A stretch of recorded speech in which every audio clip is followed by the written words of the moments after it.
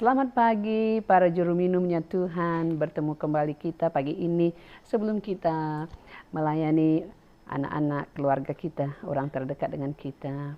Mari kita terlebih dahulu sekali lagi datang kepada Tuhan pada pagi hari ini. Dia adalah sumber air kehidupan kita. Dia itu siapa ya? Dia itu Yesus Kristus. Dia sendiri yang memperkenalkan dirinya sebagai mata air hidup dalam hidup kita. Hari ini kita akan baca dari Yohanes 4 ayat yang ke-14. Bermula dari ayat yang ke-13, jawab Yesus kepadanya, barang siapa minum air ini, ia akan haus lagi. Kepada wanita Samaria yang ditemuinya di tepi perigi itu ya. Ayat ke-14, tetapi barang siapa minum air yang akan kuberikan kepadanya, ia tidak akan haus untuk selama-lamanya. Sebaliknya, air yang akan kuberikan kepadanya akan menjadi mata air di dalam dirinya yang terus-menerus memancar sampai kepada hidup yang kekal. Maksudnya, selagi kita hidup di dunia ini, setelah kita memiliki air itu tidak akan berhenti mengalir, malah menjadi mata air yang mengeluarkan air dari dalam hati kita. Sehinggalah suatu hari nanti ketika kita kembali ke kekekalan. Di sana kita tidak memerlukan sumber air dari hati kita lagi, karena di sana nanti kita akan hidup bersama Dia sendiri. Amin. Mari kita menyanyikan pujian ini. Ada satu lagu tapi dalam bahasa Iban ya. Lagu ini begitu indah untuk kita menyatakan kepada Dia yang menjadi sumber mata air kita.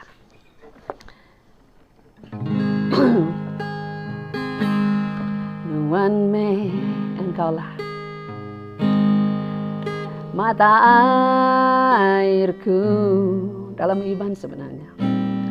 Semampai lilih mata airku, engkaulah mata airku, telah pulihkanku, telah pulihkanku. Ku nggak jauh, ku nggak jauh, ku tak mau jauh darimu Tuhan, ku nggak jauh. Ku ke semak, semampai semak, ku nggak jauh, ku nggak jauh. Ku ke semak Tuhan Yesus belama. Nuan me mata airku,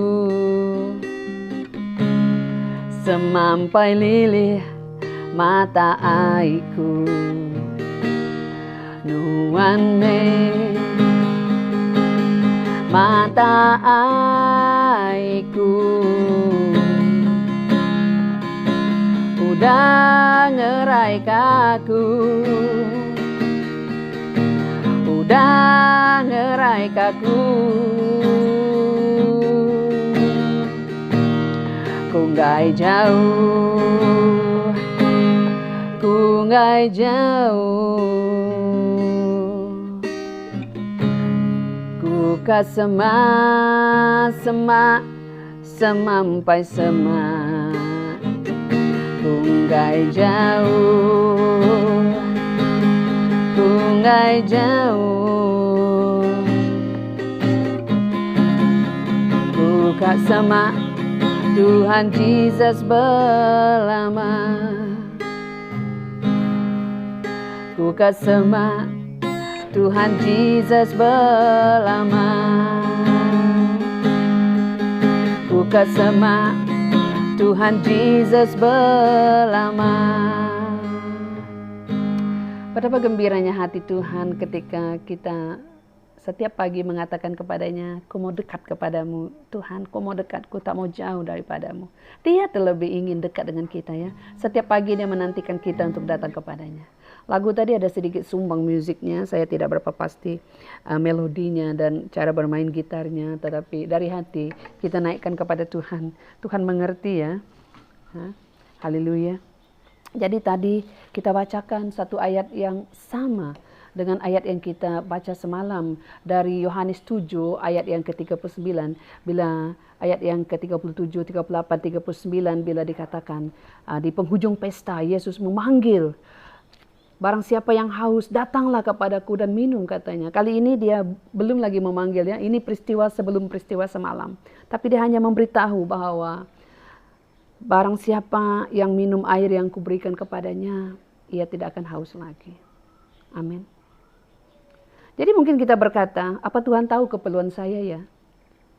Apa Tuhan tahu jenis air apa yang saya mau minum ya? Mungkin kita bertanya. Iya, dia tahu. Pada perempuan ini, ketika Yesus mengatakan pergilah, panggillah suamimu dan datang ke sini. Seolah-olah Yesus tidak tahu kan, yang dia tidak punya suami, yang dia tinggal bersama lelaki yang bukan suaminya. Tapi kata perempuan itu, aku tidak mempunyai suami. Kata Yesus kepadanya, tepat katamu bahwa engkau tidak mempunyai suami, sebab engkau sudah mempunyai 5 suami dan yang sekarang ada padamu bukanlah suamimu.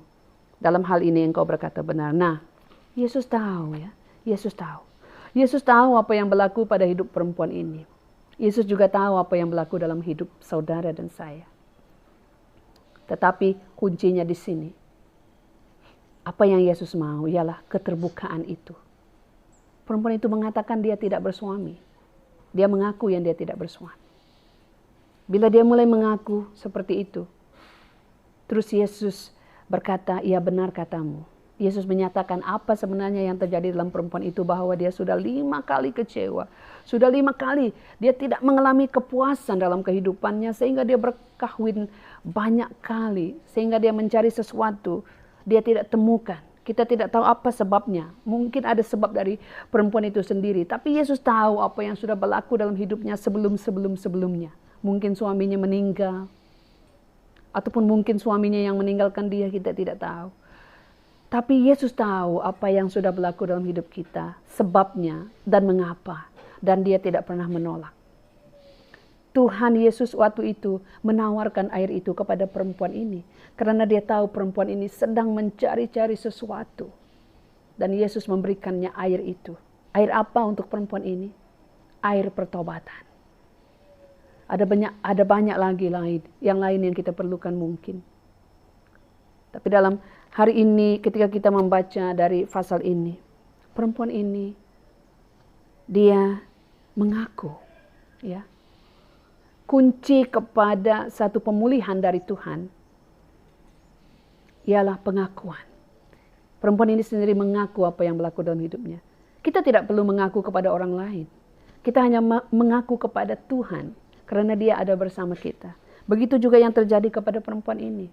Kemudian daripada itu perempuan ini begitu girang sehingga dia memberitahu satu kampung bahwa Mesias yang mereka tunggu-tunggu sebelum ini, mungkin itulah dia. Karena dia dapat menyatakan apa yang berlaku dalam hidupku sebelum ini, kata perempuan ini. Dia menjadi begitu girang. Iya. Jadi bermula dari detik itu banyak yang terjadi di tempat itu. Yang sakit disembuhkan, yang terikat dilepaskan. Ya, itu bermula daripada pertemuan wanita ini dengan Yesus. Permulaan kepada perubahan di dalam hidupmu, di dalam keluargamu, dalam komunitasmu. Bermula daripada pertemuan engkau secara pribadi dengan Tuhan. Seperti yang terjadi dalam hidup perempuan ini. Apa Yesus menolaknya? Karena kalau Yesus tahu engkau berdosa, apa Yesus menolaknya? Tidak. Dilanjutkan dalam kisah yang berlaku di dalam Yohanes pasal yang ke-7. Ayat yang ke ujung lagi.